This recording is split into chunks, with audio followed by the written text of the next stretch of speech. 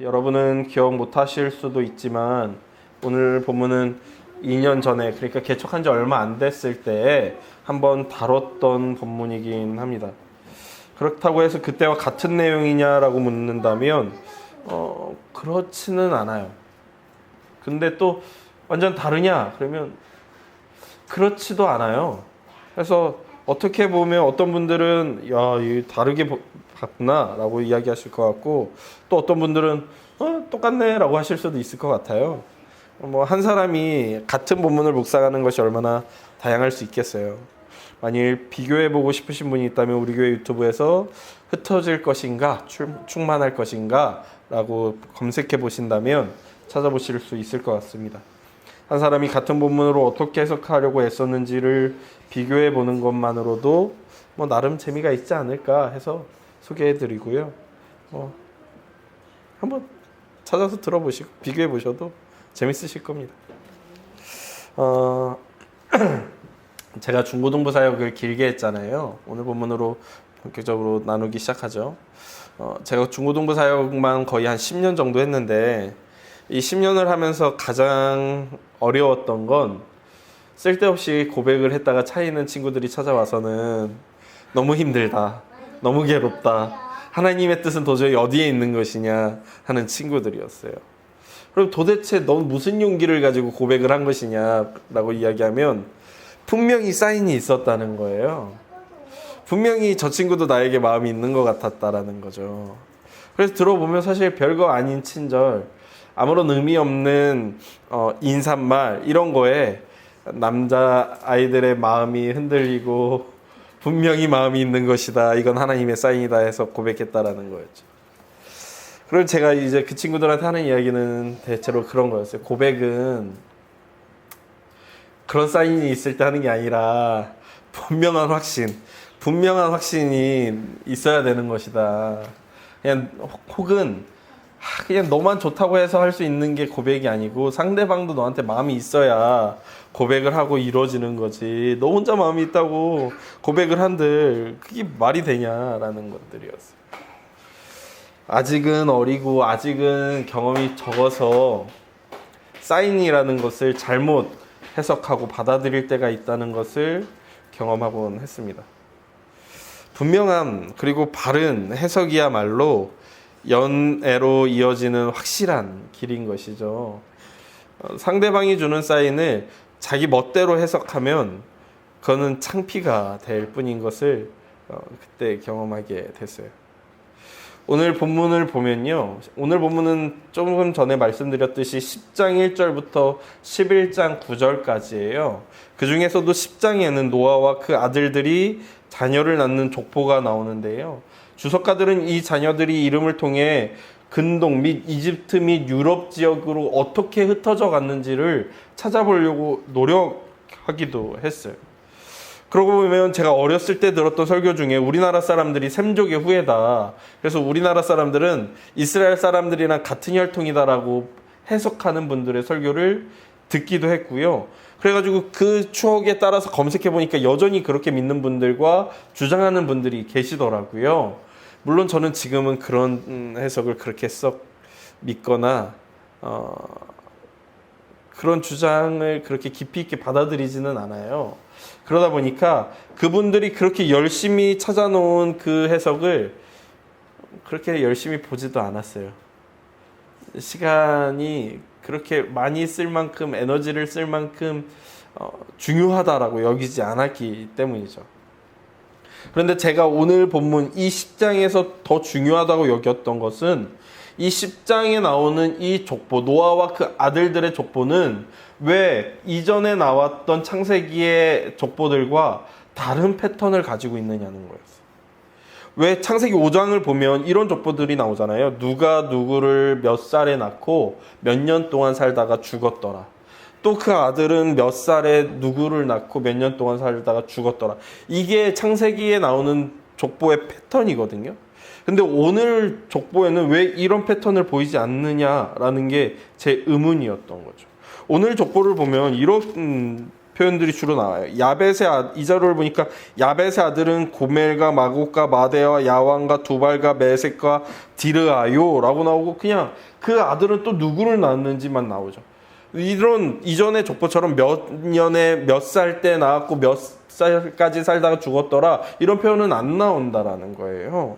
그리고 5장의 족보는 그냥 많은 아들들 중에 대표자 한 명만을 기록하고 있다면 10장은 그 아들들이 누군지를 굉장히 여러 명의 이름을 기록하고 있다라는 것이 차이점이기도 하죠. 왜 이럴까? 왜 다를까를 고민하고 묵상하는 가운데 오늘 본문은 그렇다면 모든 자녀의 이름을 기록했을까라는 생각이 드는 거죠. 오늘 본문은 그런 것 같지는 않아요. 모든 자녀의 이름을 다 기록한 것 같지는 않아요. 왜냐하면 셈과 함과 야벳의 후손으로 등장하는 인물이 딱 70명이기 때문이에요. 이 숫자가 딱 70명이에요. 이 70이라는 숫자에서 우리가 느낌이 오죠. 이스라엘 사람들이 70을 어떻게 받아들였는가. 이 숫자를 완전의 의미를 가지고 있어요. 70은. 즉 이 족보는 완전하다라는 의미를 가지고 있는 거예요. 어떤 의미에서 완전이죠? 9장 1절 하나님께서 방주에서 나온 노아와 그 자녀들 그 가족들에게 하셨던 말씀, 하나님이 노아와 그 아들들에게 복을 주시며 그들에게 이르시되 생육하고 번성하여 땅에 충만하라 라고 하셨던 그 말씀이 어떻게 완전하게 이루어지고 있는지를 보여주는 것이 바로 이 창세기 10장이라는 겁니다.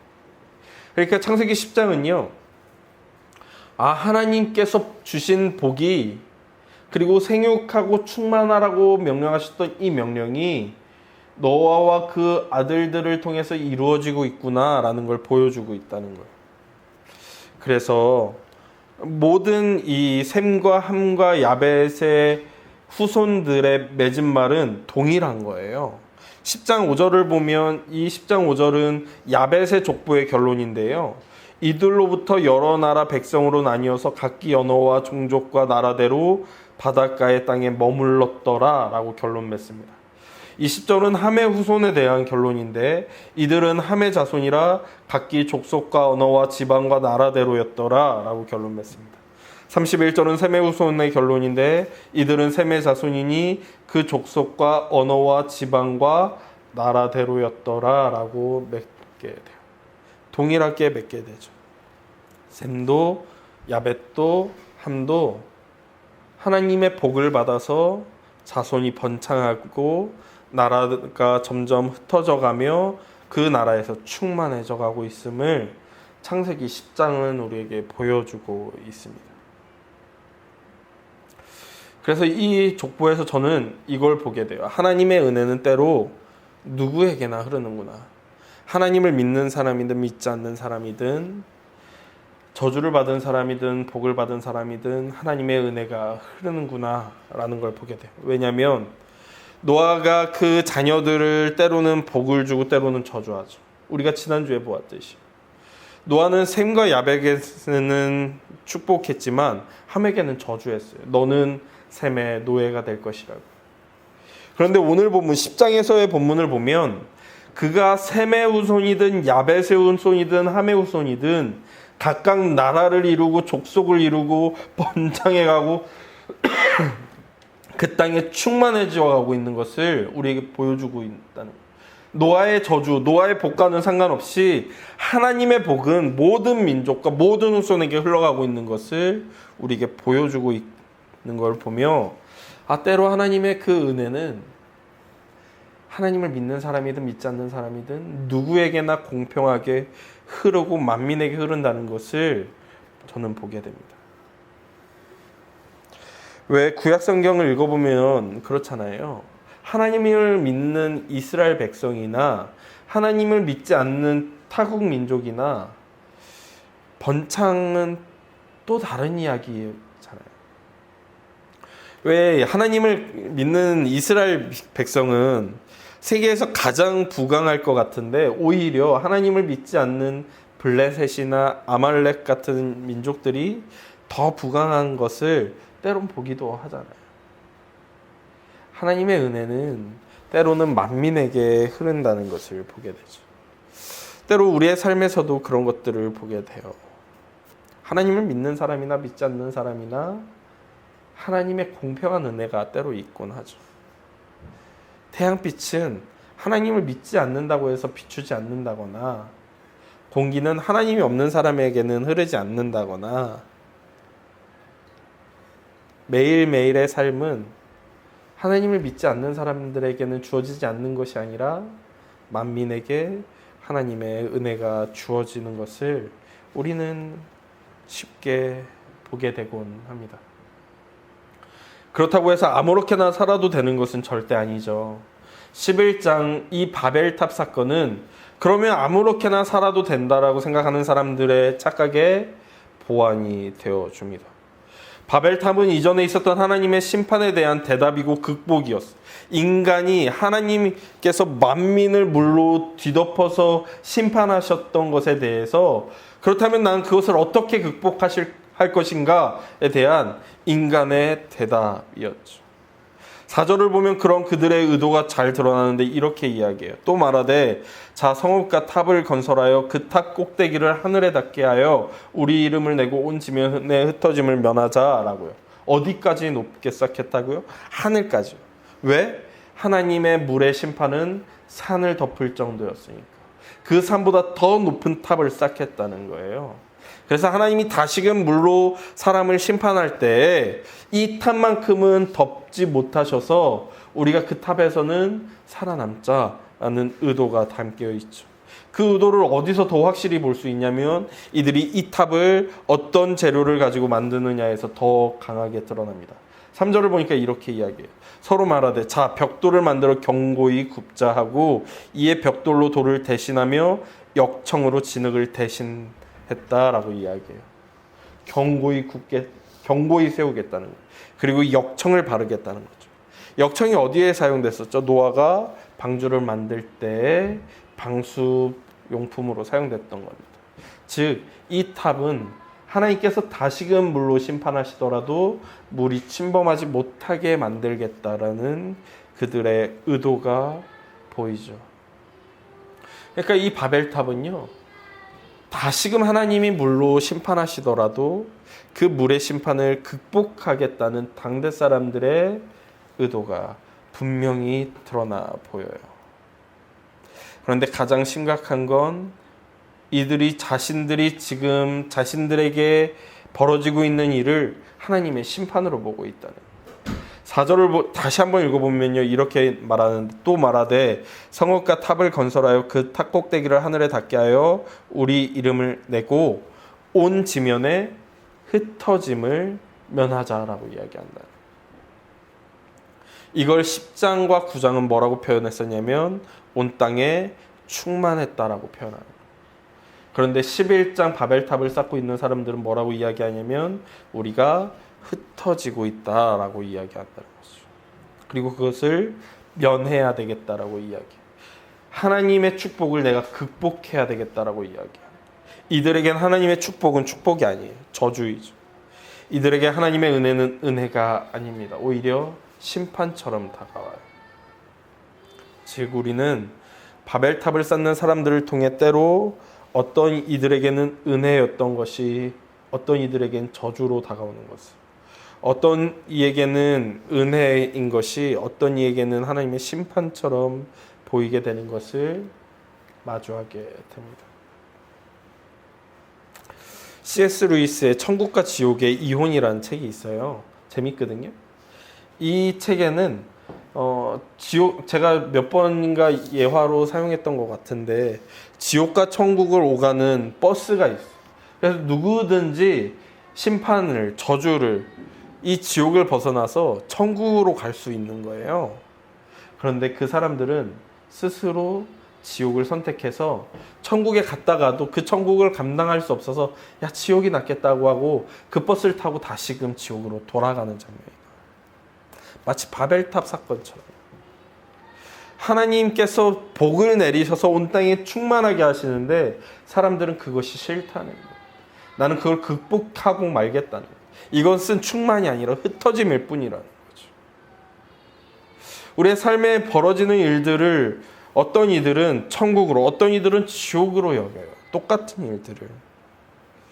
얼마 전에 책 나눔하러 목사님들, 동기 목사님들이랑 모여서 대화를 나누는데 한 목사님이 후임으로 한 교회에 들어가게 된 거예요. 근데 그 교회 장로님의 와이프가 암이 발견됐다는 거죠. 그리고서는 이런 생각을 했다는 거예요. 아, 왜 하나님은 내가 이 교회 부임하자마자 암이 생기게 만드셨는가? 라고 하는 거예요. 그래서 제가 그렇게 얘기했죠. 야, 네가 여기 부임한 덕분에 늦게 발견될 게 빠르게 발견돼서 치료하게 돼서 얼마나 좋냐. 그랬더니 그런가? 라고 하는 거죠. 사람이 살면서 관점이라는 게 참 이상해요.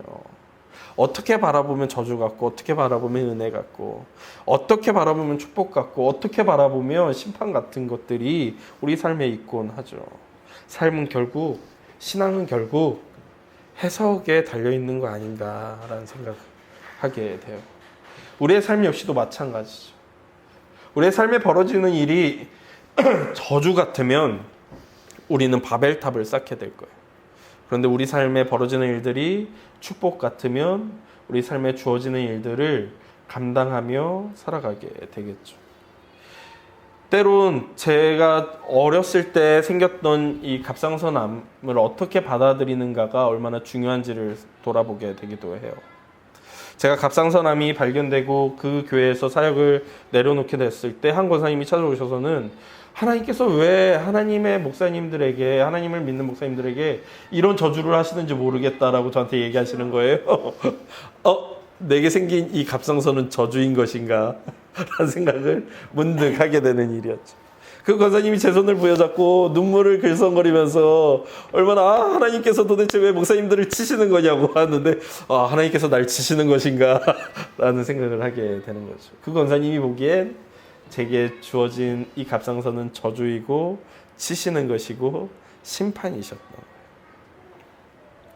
그리고서 사임하려고 하는데 담임 목사님 사모님이 저를 불러가지고 앉혀놓고 이런저런 얘기를 하시는데 그 교회는 사모님의 영향력이 굉장히 큰 교회였거든요. 담임 목사님이 교회 사역의 절반을, 사모님이 교회 사역의 절반을 하는 교회였어요. 그 리더십 있는 사모님이 저를 앉혀놓고서는 이런저런 얘기를 하시면서 축복을 막 해주시는 거였어요. 그리고서는 본인도 젊었을 때 어떤 암과 투병해야 했는지, 그리고 그 투병의 과정은 참 힘들었지만 그걸 이겨내고 나자 자신이 또 다른 아픈 이들을 어떻게 위로할 수 있었는지를 이야기해 주시면서 사역을 더욱 풍성케 하기 위한 통로로 우리가 믿고 기도하자라고 저에게 도전해 주셨던 것도 기억납니다. 그러니까 제게 주어졌던 그 갑상선이 그 교회, 같은 교회 안에서도 한 권사님에게는 저주이고 심판이고 치시는 건데 또 한 분에게는 또 다른 축복으로 인도하시고자 하는 통로로 여겨지는 거예요. 그러니까 어떤 사람에게는 충만이고 어떤 사람에게 죄송합니다. 이게는 흩어짐이고 극복해야 하는 것이었듯 우리 삶에 주어지는 일도 어떤 이에게는 치시는 것이고 어떤 이에게는 통로가 되는 거예요. 그래서 저는 제 삶에 주어지는 모든 일들을 그저 은혜로 받아들이기로 결심하곤 했습니다.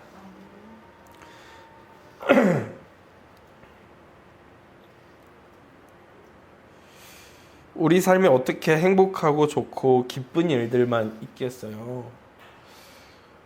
어떤 이들은 저를 부러워하면서 형은 참 사모를 잘 만났다고 하지만 네가 내 인생을 살아봤냐라는 이야기를 하게 되죠.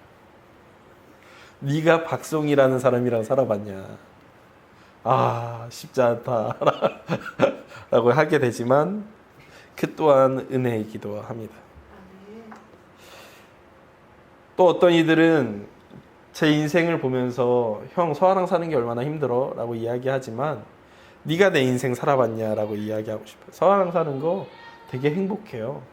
되게 즐겁고 기쁘고 서아만큼 저를 좋아해 주는 사람이 세상에 또 있을까 싶을 정도로 서아랑 사는 거 은혜입니다. 여러분의 삶에 찾아오는 다양한 일들이 있죠. 다양한 일들을 겪으실 겁니다. 어떤 의미에서 그건 저주 같을 것이기도 하지만 또 어떤 의미에서는 복될 거예요. 어떤 의미에서 그것은 하나님의 심판 같겠지만 또 어떤 의미에서 그것은 축복이기도 할 겁니다. 그것을 통해 여러분은 하나님을 어떻게 묵상하고 그 의미를 어떻게 해석하는가에 따라 우리가 가지고 있는 신앙이 어떠한가가 드러나게 될 거예요. 바르게 해석한다면 그 사건은 여러분을 천국으로 인도할 겁니다. 그러나 그 해석이 바르지 않다면 그 사건은 여러분을 지옥으로 이끌고 가겠죠. 오늘 우리 삶에 벌어지는 일들을 통해 바라시는 하나님의 음성을 바르게 듣고 바르게 해석하고 바르게 따르는 우리가 되기를, 그러므로 그 모든 지옥 같았던 순간들이 결국엔 하나님의 은혜였음을 고백하는 우리가 되길 소망합니다. 이 시간 함께 찬양하고 기도하고자 하는데요, 하나님의 음성을 이라는 이 찬양을 함께 하시면서 우리 삶에 여전히 주어지는 하나님의 그 음성을 바르게 듣고 바르게 해석할 수 있는 우리가 되기를 소망합니다.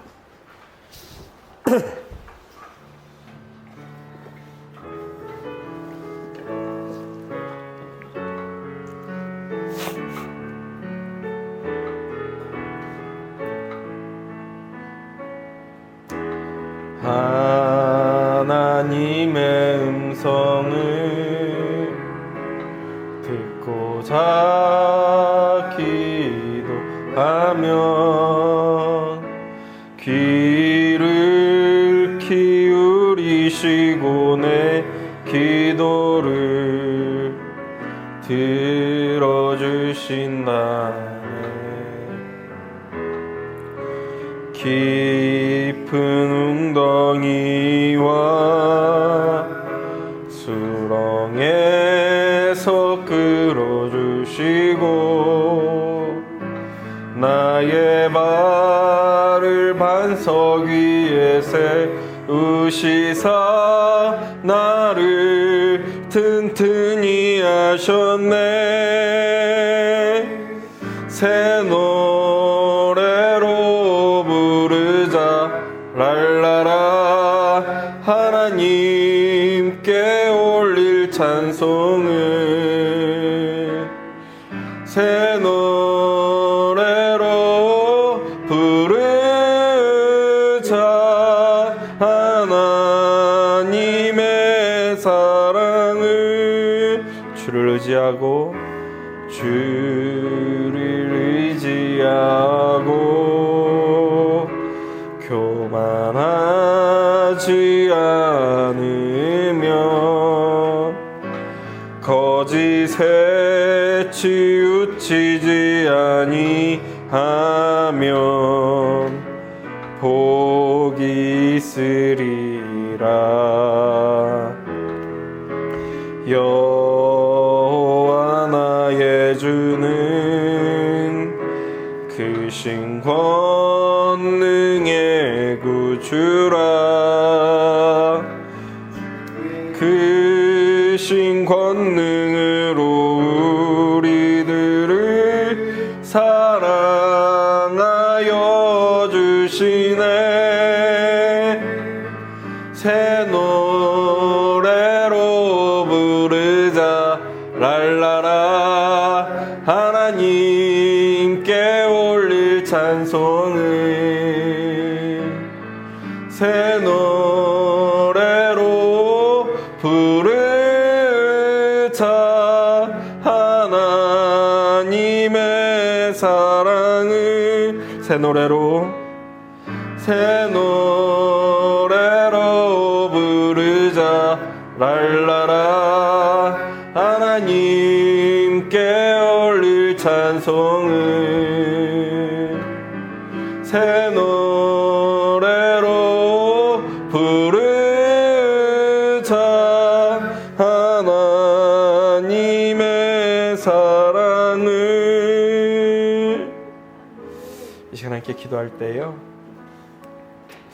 하나님, 내 삶에 주어진 모든 것이 하나님의 은혜입니다라고 때로는 너무 아파서 그것이 저주로 느껴지고 심판으로 느껴지기도 하지만 결국엔 그것이 은혜였음을 고백할 수 있는 우리가 되게 하여 달라고. 때로는 원망할 수도 있고 때로는 하나님으로부터 고개를 돌릴 수도 있지만, 그러나 결국엔 다시금 하나님께 돌아와 하나님, 그 모든 것이 은혜였습니다라고 고백하는 내가 되게 하여 달라고. 바벨탑을 쌓은 사람들과는 다른 길을 걷는 내가 되게 하여 달라고. 우리 이 시간 함께 우리의 삶을 올려드리며 함께 기도하도록 하죠. 기도하겠습니다.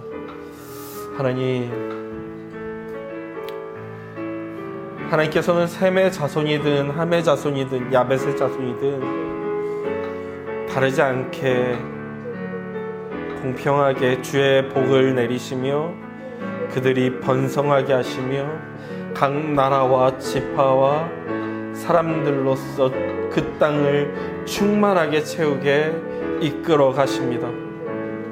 그런데 하나님, 함의 자손인 이들이 저 바벨탑을 쌓으며 하나님을 극복하겠다라고 이야기합니다. 자신들의 삶에 이렇게 일어나는 일들은 복이 아니라고, 충만이 아니라고, 그저 흩어짐일 뿐이라고 이야기하며 하나님을 이겨내려고 합니다. 하나님을 극복하려고 합니다. 그러자 하나님께서는 너희가 정말 그렇게 흩어짐이라고 여긴다면 내가 너희를 흩어버리겠다고 하시며 흩어지게 하십니다. 그래서 11장 9절은 그들이 흩어졌다라고 이야기하죠. 하나님께서 그들을 흩으셨다라고 이야기합니다. 하나님, 내 삶에 벌어지는 일들이 때로는 아프고 괴롭고 슬프고 절망스러울 수 있지만, 그렇다고 해서 그것이 하나님이 나를 버리셨다고 여긴다면 결국 하나님께서 나를 버리실 것입니다.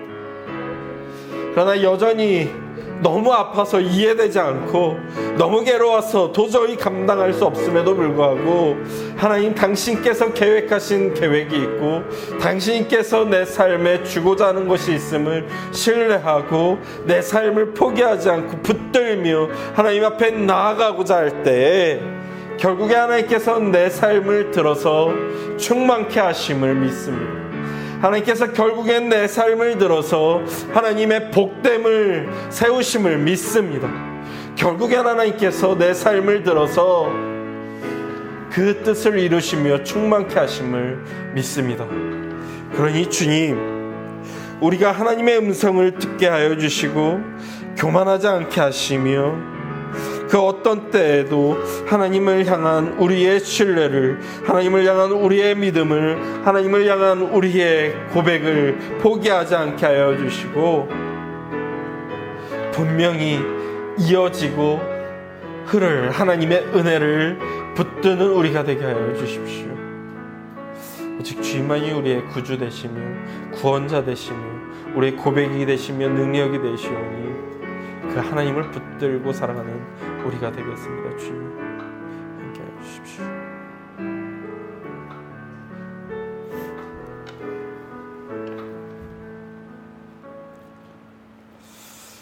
하나님께서는 노아의 그 세 아들들을 복되게 하사 그가 누구의 후손이든 그 땅을 충만케 채우심으로 인도하셨습니다. 만민에게 흐르는 은혜가 있음을 봅니다.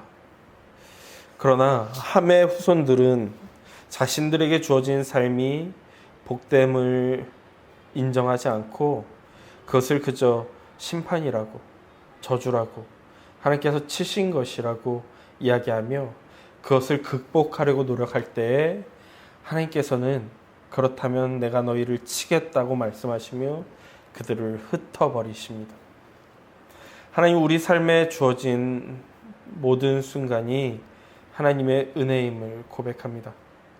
물론 때로는 너무 아파서 그것이 은혜임을 놓칠 때도 있고 은혜임을 잊을 때도 있고 은혜라는 것을 믿지 못할 때도 있을 수 있습니다. 그러나 주님께서 우리의 삶을 붙들어 주사, 우리의 믿음을 붙들어 주사 우리의 믿음을 바르게 해석하게 하사 저주보다는 은혜로, 심판보다는 사랑으로 하나님의 치심보다는 붙드심으로 기억하게 하여 주시고 그것을 붙들고 살아가게 하시고 결국엔 그것을 고백하게 인도하여 주시옵소서. 우리의 삶이 결국 하나님 앞에 서는 그날, 하나님, 당신의 은혜 덕분에 살 수 있었습니다. 고백하는 인생이 되기를 소망하며 그런 인생을 붙들며 그런 하나님을 붙들며 모든 순간 살아내기를 결단하며 예수님의 이름으로 기도했습니다. 여호와는 내게 복을 주시고 너를 지키시기를 원하며 여호와는 그의 얼굴을 내게 비추사 은혜 베푸시기를 원하며 여호와는 그 얼굴을 내게로 향하여 드사 평강 주시기를 원하노라. 아멘.